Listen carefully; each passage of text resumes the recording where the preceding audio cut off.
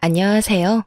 얼마 전 남편과 이혼하고 아들을 홀로 키우고 있는 싱글맘입니다. 주변 사람들이 이혼 사유를 많이 궁금해했지만 지금까지는 한 번도 이혼 사유를 정확히 이야기한 적이 없어요. 왜냐하면 차마 이야기하기에는 너무 쪽팔렸거든요. 게다가 친정까지 팔리게 되는 일이다 보니 웬만하면 이야기를 안 하게 되더라고요. 하지만 사연 글이라면 익명성을 빌어 허심탄회하게 이야기할 수 있을 것 같아 이렇게 글을 써봅니다. 저는 평범한 중소기업의 직원으로 남편과는 사내 커플이었어요. 비밀 연애를 2년간 하고 결국은 결혼까지 하게 됐죠. 결혼할 때까지만 해도 이상한 점은 딱히 느끼지 못했어요. 남편도 시댁 식구들도 그저 평범한 사람들이었거든요. 아니, 그렇다고만 생각했죠. 그러나 결혼 후 2년째 되던 해 친정오빠의 첫째 아들, 그러니까 제 첫 조카의 돌잔치를 하게 된 이후부터 시댁 사람들이 어딘가 이상하다는 위화감을 느끼기 시작했어요. 오빠, 우리 귀여운 조카 돌잔치는 어디서 하기로 했어? 우리는 사람 많이 안 부르고 직계 가족들만 모셔서 호텔 레스토랑에서 식사 대접하기로 했어. 손님들 다 오셔봐야 우리까지 합쳐도 10명밖에 안 되니까 좀 비싸더라도 그곳에서 하기로 했지. 정말? 그 호텔 나도 아는데 엄청 비싸다고 소문 들었거든. 한 번도 안 가봤는데. 근데 돌잔치로 괜찮겠어? 너무 비싼 건 아니고? 식사 대접하고 간단한 돌잡이 정도 하는 건데 뭐. 이왕 대접할 거면 그래도 좀 괜찮은 곳으로 하는 게 좋지. 어르신들한테 얼굴 보여주는 게 목적이니까. 오빠는 편하게 얘기했지만 사실 그 호텔 코스 요리는 1인당 14만 원 정도 하는 가격이 사악한 곳이었어요. 오빠는 잘 나가는 병원의 의사 선생님이어서 돈을 많이 벌었고 혜언니도 금융 쪽에서 일하는 재원으로 돈을 꽤나 많이 버는 직장인이었거든요. 그러니 저 정도 금액도 감당할 수 있었던 거겠죠. 사실 저희 집에서는 제가 가장 평범했어요.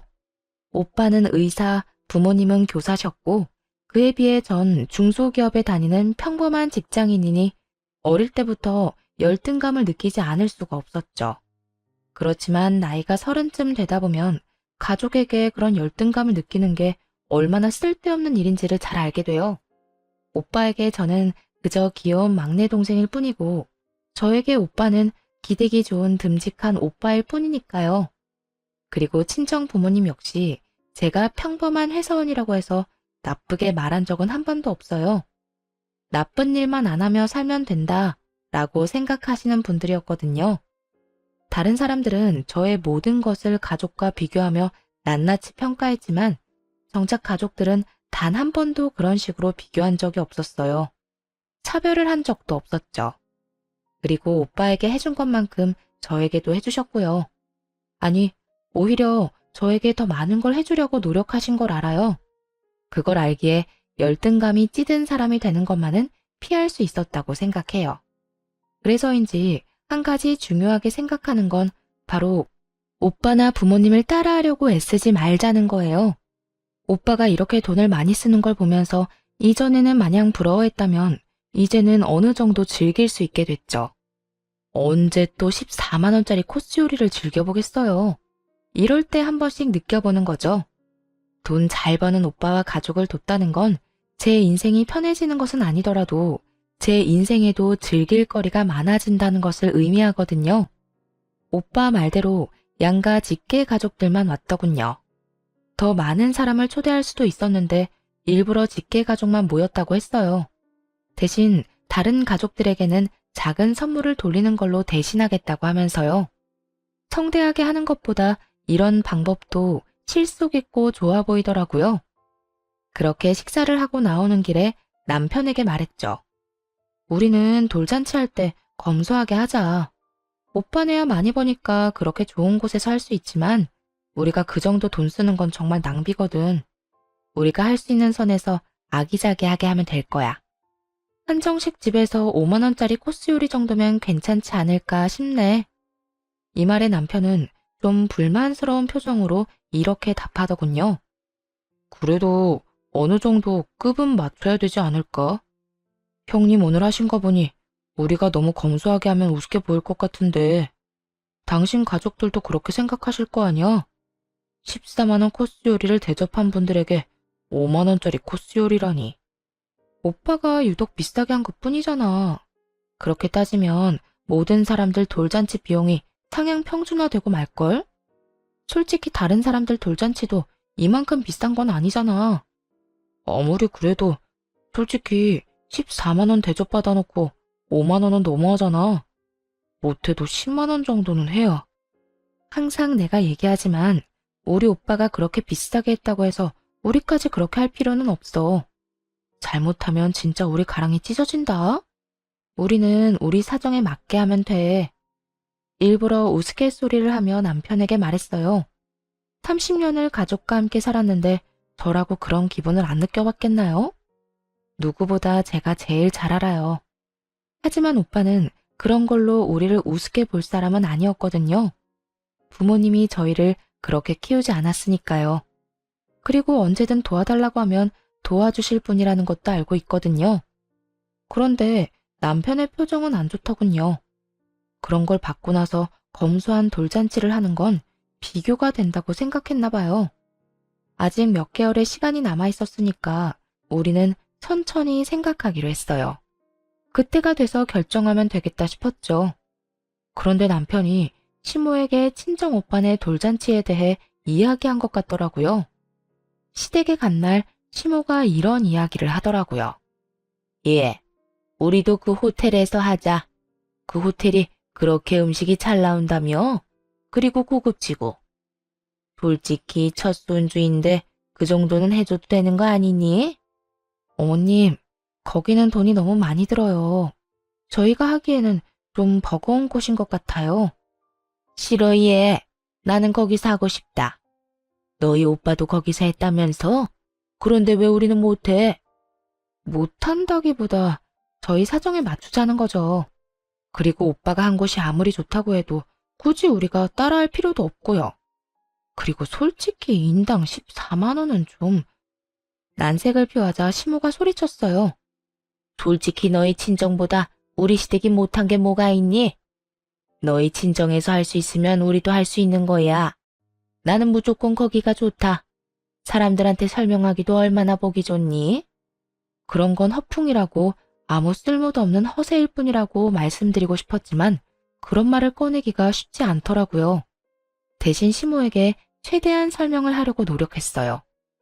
어머님, 그런 건 형편에 맞게 하는 거예요. 저희가 친정 오빠처럼 돈을 많이 버는 건 아니잖아요. 그렇다고 돈을 엄청 못 버는 건 아니지만 각자 사정에 맞춰서 하면 된다고 생각해요. 그렇지만 이런 말은 시모의 귀에서 튕겨져 나올 뿐이었어요. 무조건 그 호텔에서 하자는 시모를 보며 남편에게 눈치를 줬죠. 제 말은 듣지를 않으니 나서서 어떻게 좀 해보라고요. 시모를 달래든지 설득을 하라고 말이죠. 그런데 남편은 눈을 피하더군요. 시모 역시 계속 같은 주장만 해댔고요.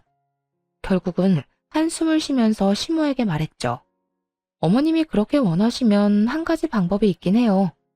친정 시댁분들 다 같이 돌잔치를 하는 게 아니라 친정 따로 시댁 따로 돌잔치를 하는 거죠.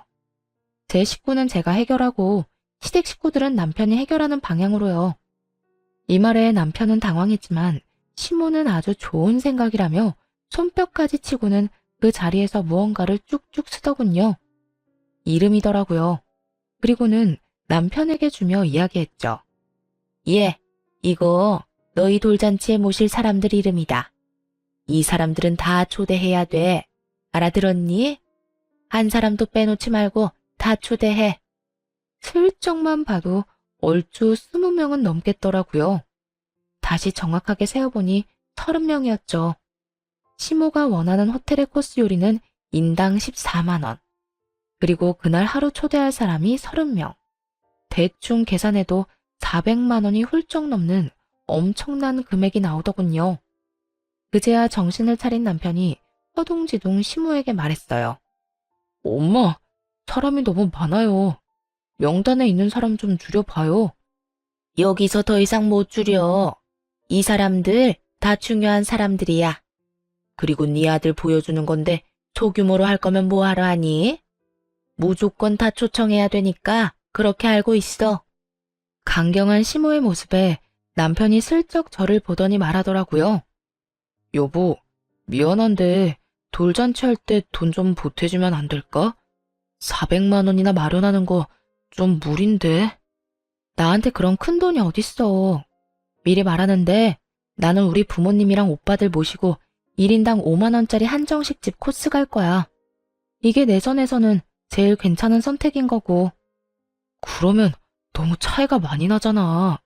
그리고 당신이 돈을 아끼는 건데 아끼는 비용 나한테 준다고 생각하고. 내가 항상 말했지? 우리 상황에 맞게끔 하자고. 이거보다 더 크게 하는 건 내가 봤을 땐 낭비야. 낭비하는데 돈 쓰고 싶은 생각 없어. 차라리 그 돈 모아서 우리 애한테 더 좋은 거 입히고 더 좋은 거 먹이는 게 낫지. 저는 거절을 하고 시모는 무조건 거기서 해야 된다며 떼를 쓰고 중간에서 고통받던 남편은 제 말이 맞다고 생각했는지 시모를 향해 쏘아붙였어요. 엄마, 진짜 부를 사람 좀 줄여야 돼요.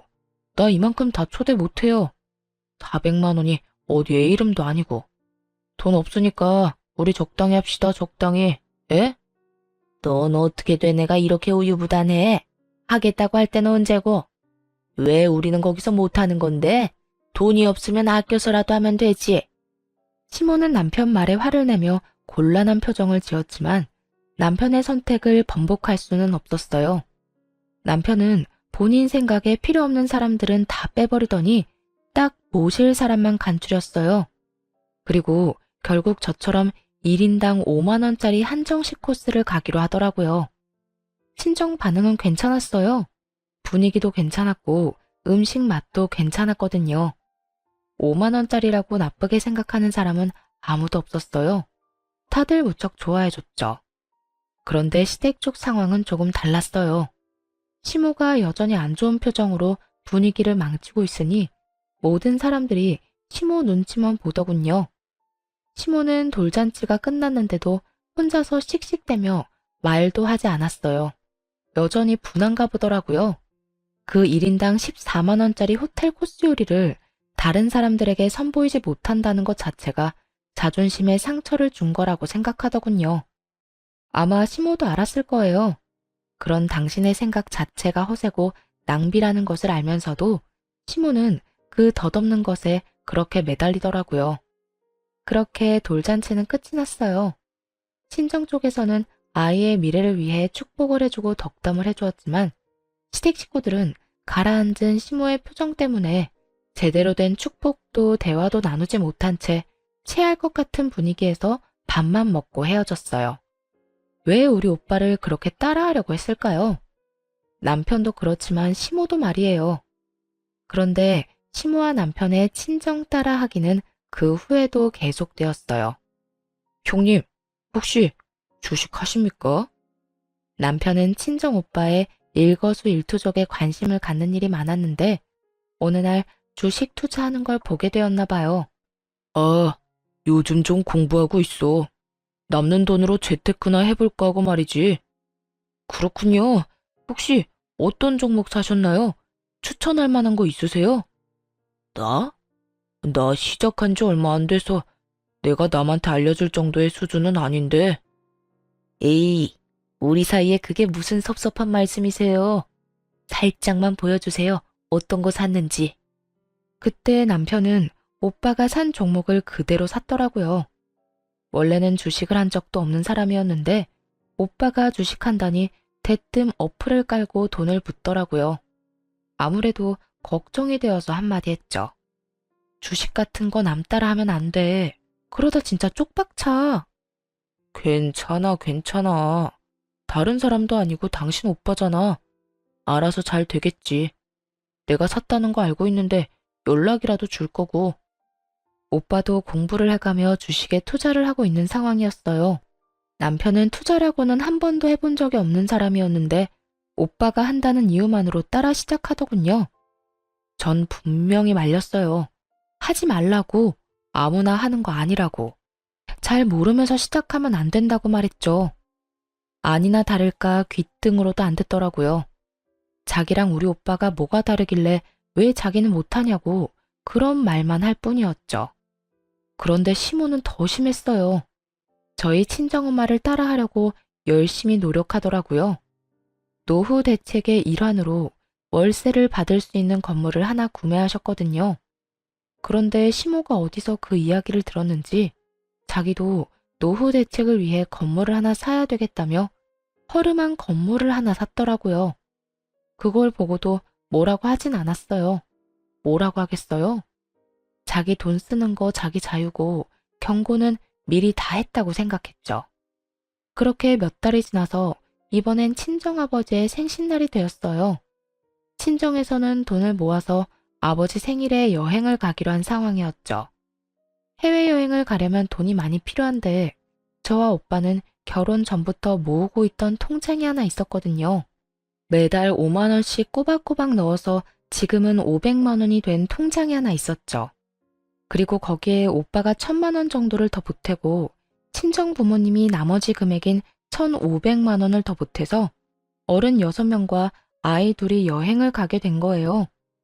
솔직히 저는 결혼 전부터 모은 그 통장을 제외하곤 따로 돈을 내진 않았어요. 저와 남편 몫을 부모님이 내주셨거든요. 그렇게 6박 8일 동안 유럽 여행을 다녀왔죠. 정말로 돈 한 푼 안 내고 해외 제대로 다녀온 거죠. 그런데 다녀온 뒤가 더 문제였어요. 예, 너희 외국 놀러 갔다 왔다며? 어떻게 돈을 그렇게 함부로 쓸 수가 있니? 돈이 넘쳐나니? 그리고 친정 어르신들만 모시고 갔다 왔다니 이게 대체 무슨 짓이니?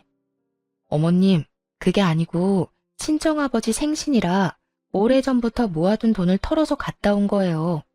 그리고 저희는 돈 많이 안 냈어요. 두 사람 가는데 250만 원만 내고 갔다 왔으니까요. 돈을 많이 내든 적게 내든 너 생각하는 게 너무 웃기구나. 결혼 전부터 모아둔 돈도 결혼하면 부부 공동돈이야. 둘이서 같이 써야 하는 건데 왜 너희 집에만 쓰니? 왜 친정에만 돈을 써? 어머님, 친정에만 돈을 쓴 게 아니라 친정 아버지 생신이라 오빠가 여행을 가자고 한 거예요. 그리고 저희는 쓴 돈도 거의 없다니까요. 입에 침이라도 바르고 거짓말을 해. 어떻게 해외여행 가는데 돈을 안 내고 다녀와? 너는 항상 보면 그렇게 친정만 챙기더라.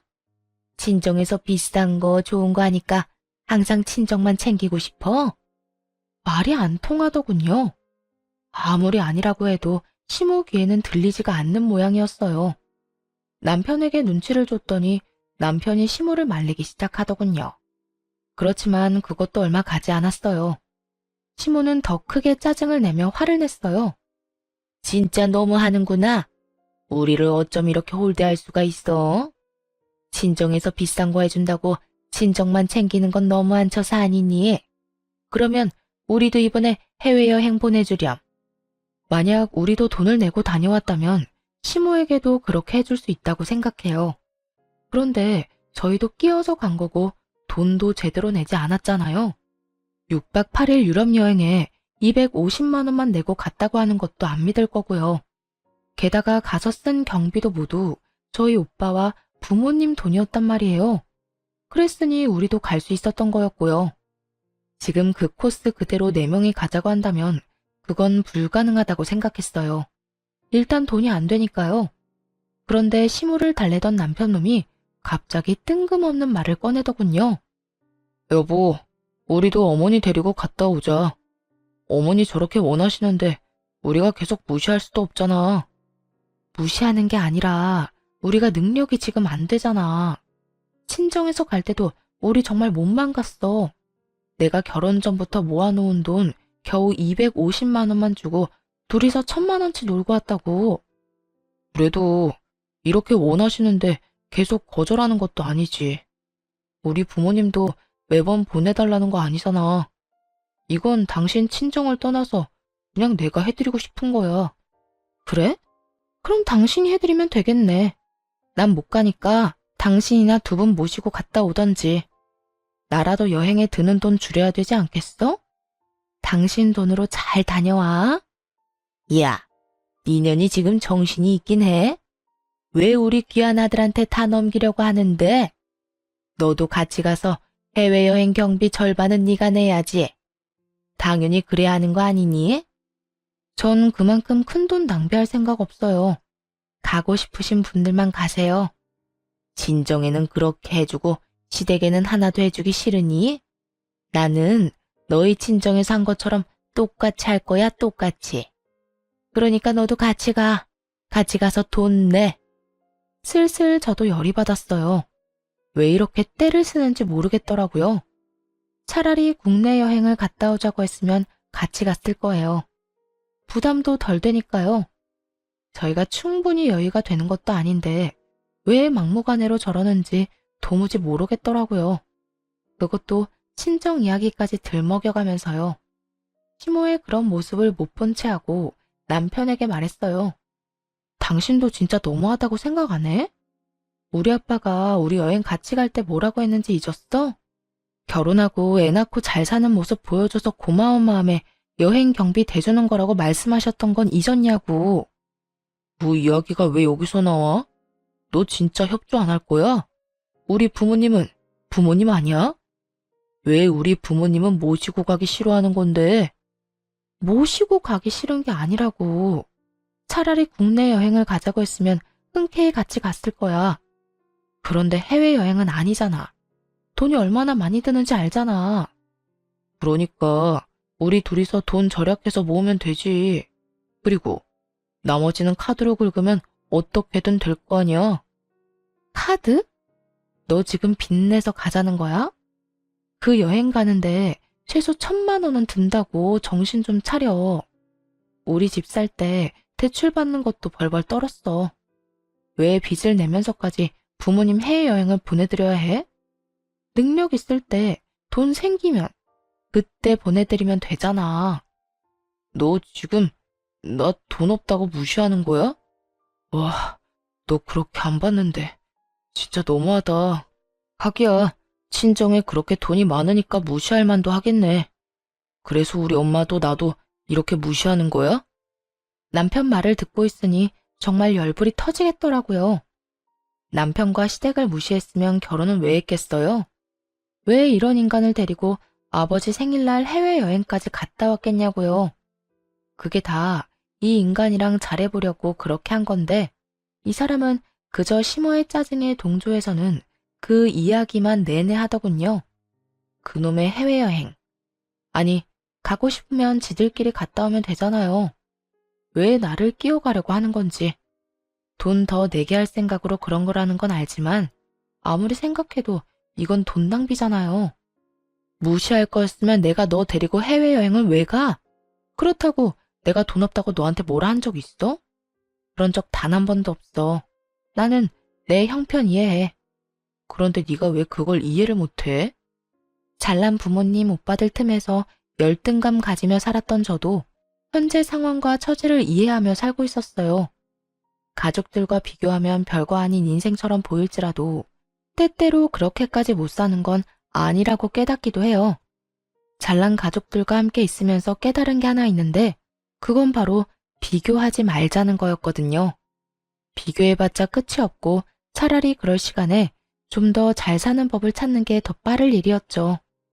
이에 대해서는 결혼할 때도 남편에게 몇 번이고 이야기했었어요. 오빠는 오빠고 나는 나다. 그러니까 나는 나답게 살 거라고 말이죠. 남편에게도 오빠 하는 거 신경 쓰지 말라고도 했었고요. 일부러 보여주려고 그러는 것도 아니고 그저 나에게 잘해주고 싶어서 비싼 것도 대접해주고 선물해주고 하는 거 아니라고 말이에요. 그래서 나도 오빠에게 열등감 같은 건 안 갖는다고요. 그러니 너도 우리 오빠나 아빠 행동 오해하지 말라고.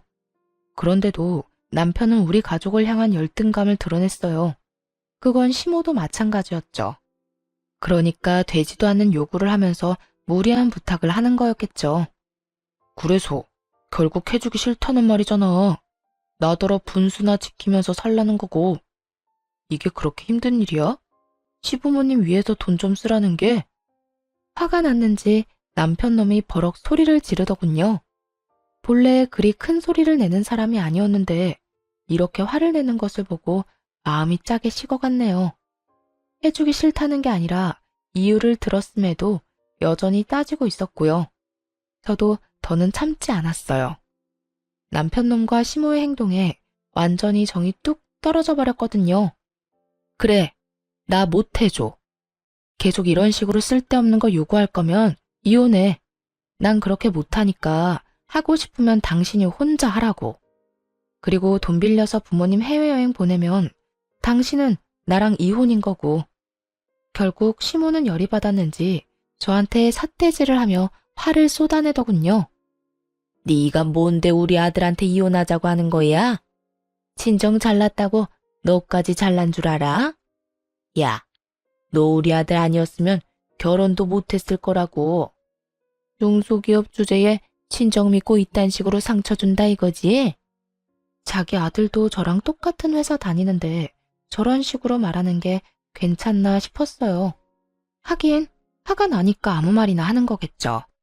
그 말이 아들을 더 비참하게 만드는지도 모르고 시모가 저러니 저도 시모에게 말해줬죠. 이혼에는 남편놈 지분뿐만 아니라 시모 지분도 듬뿍 들어있다는 사실을요. 어머님도 똑같잖아요. 저희 친정이 그렇게 부러우세요? 뱁새가 황새 쫓아가다가 가랑이 찢어진다고. 지금 어머님이랑 이 사람 가랑이가 찢어지기 일보 직전이거든요. 여행 가고 싶으면 본인 돈으로 가세요. 며느리한테 손 벌리지 말고. 야, 너 진짜 여태껏 우리를 그런 식으로 생각했니? 우리가 왜 너희 집을 부러워해? 그런 집에서 시집 오니까 우리가 열등감 가진 사람처럼 보여? 그리고 누가 손을 벌려? 우리도 너 필요 없어. 전곡을 콕 찔렀는지 시모가 얼굴이 빨개진 채로 반박하더군요. 그러니까요. 열등감 가진 것도 아니고 우리 집 따라 하려는 것도 아니면 그냥 본인 돈으로 여행 갔다 오면 될 일이잖아요. 그런데 왜 저랑 남편을 붙잡고 저런 말을 하는 건지. 그러니까요. 능력 되시면 알아서 갔다 오면 되는데 계속 애먼 아들 부부만 붙잡고 늘어지니 하는 말이잖아요. 그리고 아들 말 못 들었어요? 돈 없으니 카드 빚내서 가자고 하잖아요. 아들 빚 만들면서 여행 가는 거 기분 참 좋으시겠어요? 우리 아들이 홧김에 그런 이야기 한 거지. 진짜 능력이 없어서 그런 말 한 거 아니야. 너는 네 남편 능력을 그렇게 폄하하고 싶은 거야? 폄하가 아니라 진실이고 저희 벌어봐야 그렇게 많이 못 벌어요. 정말 걱정돼서 한 이야기라고요. 이러다가 망하는 거는 시댁이니까. 아니, 뭐 할 때마다 다 따라하면 돈이 남아 나겠냐고요. 넌 망한다는 말을 어떻게 그렇게 쉽게 해? 네가 이렇게 속 좁은 인간인지 몰랐어. 차라리 친정에 돈을 빌려서라도 같이 갔으면 이렇게 우리 엄마랑 나랑 싸울 일은 없을 거 아니야.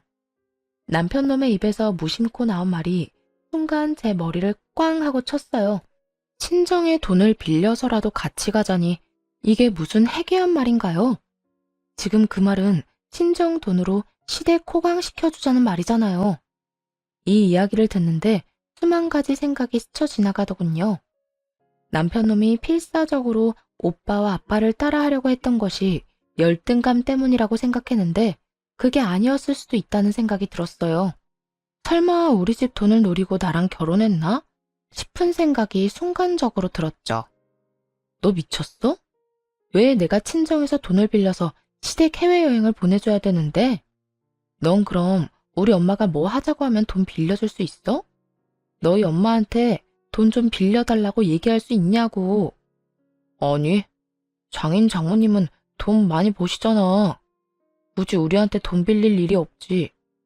당신이 우는 소리 조금만 해도 어차피 돈 주실 거 아니야. 그런 쉬운 방법을 두고 무슨 우리 부모님이랑 계속 싸우냐고. 우는 소리만 해도 돈을 준다니 딸 자식에 대한 부모의 마음을 감히 저딴 더러운 생각으로 까내리는 남편놈을 보며 분노가 치솟다 못해 완전히 터져버렸어요. 저희 부모님이 마음이 약해서 물심양면으로 지원해주는 면이 있다는 건 저도 알아요.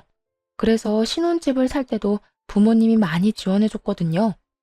솔직하게 말해서 남편 말처럼 하면 부모님은 뭐든 저한테 해주실 분이란 것도 잘 알아요. 마음만 먹으면 그 재산 빼서 남편과 시댁 배부르게 할 수도 있겠죠. 그런데 그런 짓을 하려면 시댁과 남편에게 최소한의 애정이라도 있어야 가능한 거잖아요. 남편놈은 그 최소한의 애정마저 다 사라지게 만들어 놓고는 태연스럽게 졌단 말을 하더군요. 그게 쉬운 방법이라고? 우리 부모님 돈 빼기 쉬운 법? 너 설마 우리 부모님 재산 보고 나랑 결혼했니? 너 이런 식으로 생각하고 있었던 거 나는 여태 몰랐는데? 갑자기 이 결혼에 의심이 확 드는데? 아니, 말이 그렇다는 거지. 돈 많은 집에서 돈 빌려다 쓰는 게 뭐가 그렇게 어려운 일인데? 네가 말 한마디 하면 돈 척척 내주시는 분들이잖아. 그 덕 좀 보자는데 뭐가 그렇게 짜증인데? 야, 놀러 가고 싶으면 네가 돈 벌어서 가. 왜 우리 엄마한테 너희 가족 놀러 가는 비용을 대달래? 정신 나간 놈아. 공짜로 얻어먹은 게 얼마인지 기억도 안 나지? 인간이 염치가 없으면 분수라도 알아야 되는 법이야. 난 친정 돈으로 시댁 건사할 생각 없으니까 너희 집안일은 네가 알아서 해. 야, 누가 우리 집 건사하겠어? 그냥 여행만 잠깐 편하게 갔다 오자는 건데. 내 앞에서 여행의 여자도 꺼내지 마. 네가 우리 집 어떻게 생각하는지 잘 알았으니까. 애는 내가 데리고 가서 친정에서 키울 거니까 그렇게 알아. 너한테 친권, 양육권 갈 일 없으니까 괜한 기대하지 말고. 치열하고 힘든 과정이 될 거라고는 생각했어요. 시모와 남편이 양육비를 주는 것에 협조적이지 않아서 애를 데려가려고 생각하고 있더군요. 하지만 애가 2돌 정도인데다가 제 형편이 더 유리한 상황이라 결국 제가 데려왔죠. 신혼집도 결국 팔아야 했어요. 소송할 때 남편놈과 시모를 만날 일이 있었는데 이렇게 말했거든요. 그 집 팔아서 나온 돈으로 당신 부모님 모시고 해외여행 다녀오면 되겠네. 잘됐다. 남한테 구걸해서 다녀오느니 그 돈으로 다녀오는 게 훨씬 낫지. 뭐 양육비는 잊지 말고 꼬박꼬박 보내. 이 말에 남편놈은 완전 열이 받은 눈치였는데 시모가 그걸 뜯어 말리더군요. 처갓집 따라 하려다가 해외여행도 못 가고 자기 고집 때문에 아들 이혼까지 시키게 됐고 아들 신혼집까지 반토막 냈잖아요. 그런 와중에 또다시 해외여행 운운하며 가자고 할 수는 없는 노릇이었겠죠. 아들이 가시밭길을 걸어가는 걸 직접 보고 나서야 철이 든 시모를 보니 모습이 짝이 없었어요. 오빠가 소개해준 변호사가 능력이 좋아서 그런지 모르겠지만 이혼 과정은 굉장히 빠르게 지나갔어요. 그리고 저에게 상당 부분 유리하게 나오기도 했고요. 그렇게 이혼을 하고 저는 친정으로 돌아왔죠. 친정오빠는 이러한 사연을 알고 한숨만 푹 쉬더군요. 그러면서 저한테 미안하다고, 우리가 이혼한 게 자기 때문인 것만 같다고 계속 자책하는 거예요. 오빠가 무슨 잘못이 있겠어요? 저하고 전 남편한테 더 좋은 거 해주고 싶어서 이것저것 챙겨주려다가 괜히 불똥 튄 것 뿐이죠. 이건 모두 자기 열등감 알아서 다스리지도 못하고 친정 부러워서 친정에서 하는 것만 그대로 따라하며 친정 덕이나 보려고 했던 전 시댁과 전 남편의 탓이잖아요. 그걸 오빠 탓으로 돌리고 싶은 마음은 조금도 없었어요. 오빠가 일부러 전 남편놈 목까지 내줘가며 간 해외여행이 조금 짜증나고 후회될 뿐이었죠. 그때 찍은 사진들은 전부 잘 나왔는데 거기에 전 남편이 꼽살이 끼듯 껴있었으니 그 사진첩만 봐도 열불이 다 날 지경이었거든요. 이혼하면서 받은 돈과 아버지가 지원해주신 돈으로 작은 집을 사서 아이와 함께 들어갔어요. 초반에는 친정에서 지냈지만 다 큰 딸이 손녀까지 데리고 와 있으니 보기가 좀 그렇더라고요. 그래서 친정집 근처에 집을 하나 얻었어요. 일할 때는 친정 부모님이 아이 등하원을 시켜주시고 퇴근하면 아이 데리고 와서 함께하고 생활은 그렇게 안정되기 시작했지만 전 시댁은 전혀 달랐죠. 들어보니 내리막길을 향해 굴러떨어지고 있었거든요. 얼마 전에 오빠에게 투자한 거 어떻게 됐냐고 물었었는데 그러더라고요. 그때 투자한 거 예전보다 떨어져서 회수한 지 오래고 지금은 안정적인 종목에만 집중하고 있다고 하더라고요. 그 말을 들은 이후 며칠 안 돼서 전 남편에게 연락이 왔어요. 야, 너희 오빠가 나 속인 거지? 내가 투자하던 거 지금 완전 싹 날아갔는데? 이거 어떻게 된 거야? 어떻게 책임질 거냐고. 갑자기 전화해서 뭔 미친 소리야? 우리 오빠가 언제 너한테 투자하라고 했어? 네가 네 손으로 투자했잖아. 책임? 네 스스로 한 짓인데 책임을 왜 남한테 져? 내가 투자 시작한 게 너희 오빠 때문이잖아. 시작할 때 알려줬으면 팔 때도 알려줬어야지. 너희 오빠 투자 사기로 신고해버릴 거야. 신고? 무슨 명목으로 신고할 건데? 오빠한테 물어서 산 종목이 휴지 조각 됐다고 신고할 거야? 아님 우리 오빠가 그거 팔 때 연락 안 해줬다고 신고할 거야? 애초에 잘 모른다고 안 알려주려던 거 졸라서 알아낸 건 너잖아. 오빠는 적당한 시기에 팔아서 큰 돈을 벌지는 못했어도 그래도 수익은 어느 정도 냈다고 했어요. 방어에 성공했고 원금은 살렸으니 실패한 건 아니었죠. 그리고 그 종목을 팔았을 때는 저와 전 남편의 이혼 소송이 한창 진행 중이던 때였고요. 알려주지 말고 할 의리조차 다 사라진 상황이었죠. 하지만 오빠만 따라하던 전 남편 놈은 고수익 고위험 투자인 걸 알면서도 제대로 된 시기에 팔지 못했고 원금마저 크게 손실봐야 했어요. 그 종목 주식을 확인해보니 거의 절반이 날아간 것 같더라고요. 게다가 그 뒤에 저와 이혼하며 재산 분할 받은 돈으로 물타기 투자를 하면서 더 많은 돈을 잃은 거고요. 내가 당신 오빠만 아니었으면 주식 같은 거 손도 안 댔을 거야. 왜 옆에서 바람을 불어넣어서 돈을 다 날리도록 만들어? 너희 친정 오빠도 쪽박 찼지? 오빠는 방어 성공하고 다른 종목 매수 중인데? 으이그 인간아, 주식 시작한 것부터 우리 오빠 탓이 하고 싶었어? 네가 우리 오빠 하는 거 다 따라하던 거 내가 모를 줄 알아? 내가 분명히 너 주식 시작할 때 하지 말라고 경고했지. 무시하고 손댔다가 피본 주제 어디서 남 탓이야? 오빠가 그래도 원금 보전하며 팔았다는 이야기를 들은 전 남편 놈은 욕을 퍼붓더니 전화를 뚝 끊더군요. 집도 날리고 넣었던 주식도 다 날리고 하니 열이 받을 대로 받은 모양이죠. 그러더니 전화해서 저딴 미친 소리를 해대는 거고요. 지가 잘못해놓고 또 우리 친정 탓. 애초에 따라한 건 자기면서 왜 우리 가족들 탓으로 돌리냐고요. 진짜 다시 전화해서 욕을 한 사발 해주려다가 겨우 참았어요. 그런데 남편 놈보다 더 쪽박 찬 사람이 있더라고요. 바로 전시모였죠. 전시모 이야기는 친정엄마가 와서 알려줬어요. 딸, 너희 예전 시어머니 있잖니? 지금 난리도 아니래. 왜? 그 집에 무슨 일이 생겼대? 아들놈은 얼마 전에 전화와서 되도 않는 이야기 하긴 하던데. 아들놈 때문에? 아니, 그 건물 하나 샀다고 했잖니. 평균보다 싸게 나온 매물 원룸 건물이 있잖아. 아, 알지. 그때 영혼까지 탈탈 끌어모아서 산 건물. 엄마가 산 건물 사고 나서 얼마 뒤에 따라서 산 거 말하는 거지? 그래, 그거. 너무 싸서 나는 좀 이상하다 싶어서 제껴놨었는데 너희 전 시어머니가 그걸 사갔었거든. 근데 그거 지금 완전 난리 났어. 왜? 건물이 무너지기라도 했어? 무너지긴. 그거 지금 완전 헐값에 내놨더라고. 살 때 3분의 1도 안 되는 가격으로. 뭐? 그 욕심 많은 사람이 그럴 리 없는데? 그래서 내 친구 중에 한 명이 가서 살펴봤는데 보고 와서는 고개를 절레절레 내줬더라. 고쳐야 할 곳이 너무 많은 데다가 너무 오래돼서 보수할 곳 천지더래. 그동안 보수도 안 하고 월세를 받았단 말이야?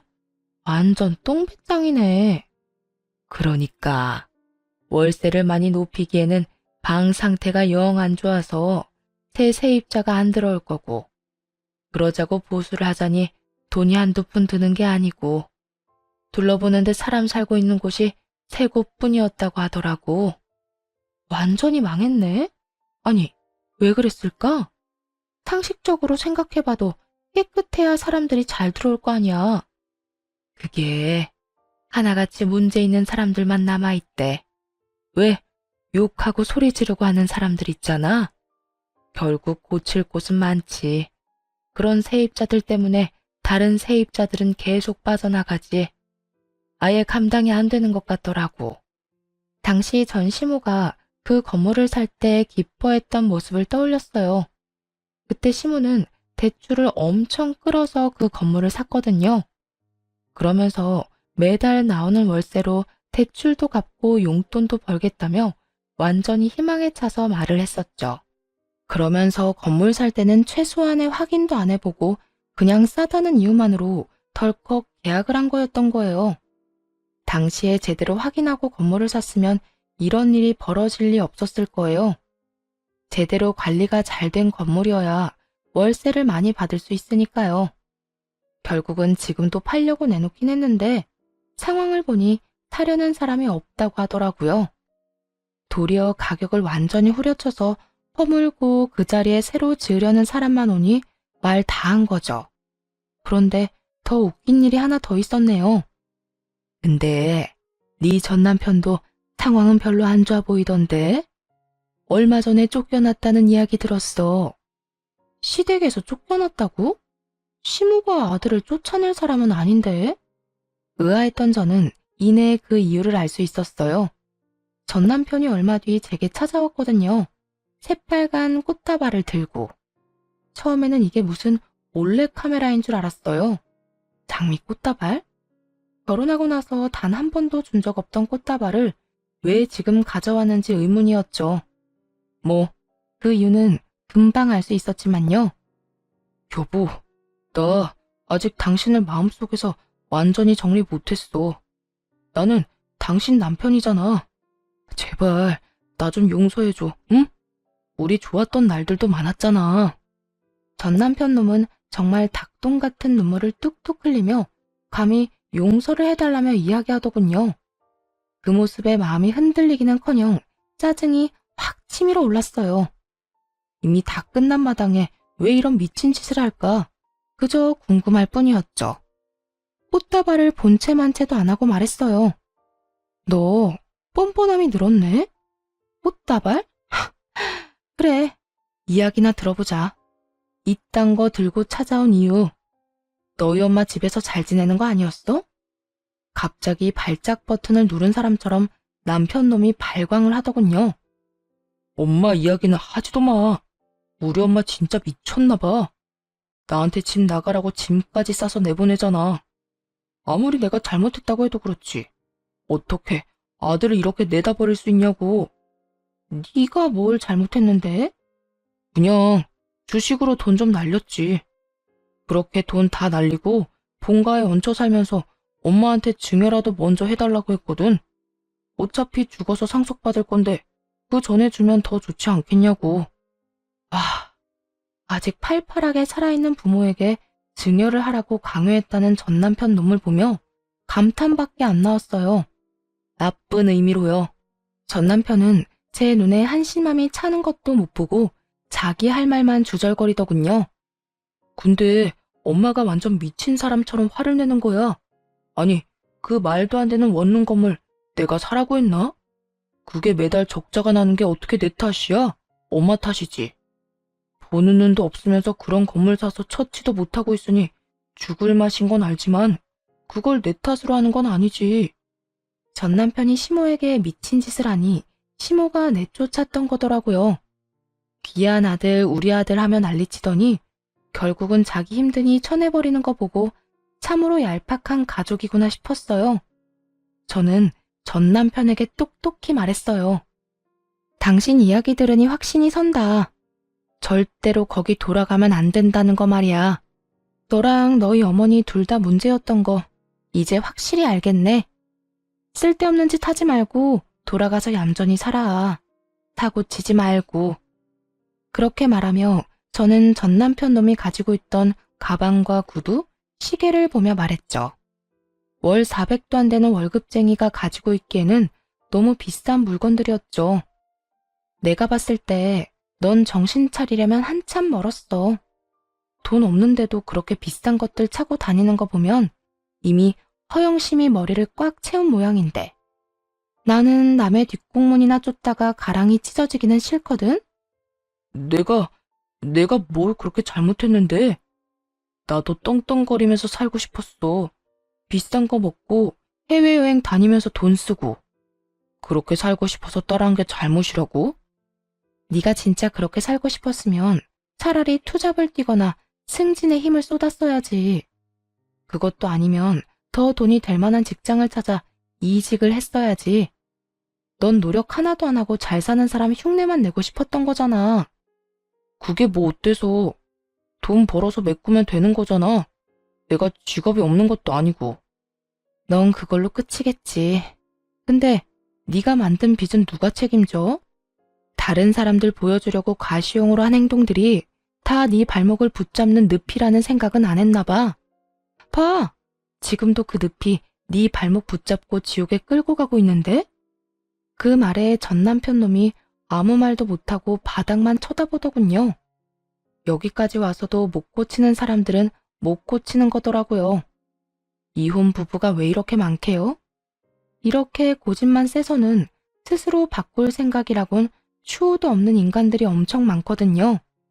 게다가 고쳐야 할 사람이 하나도 아니고 둘이라면 차라리 포기하고 헤어지는 게 맞죠. 뭐하러 고쳐줘요?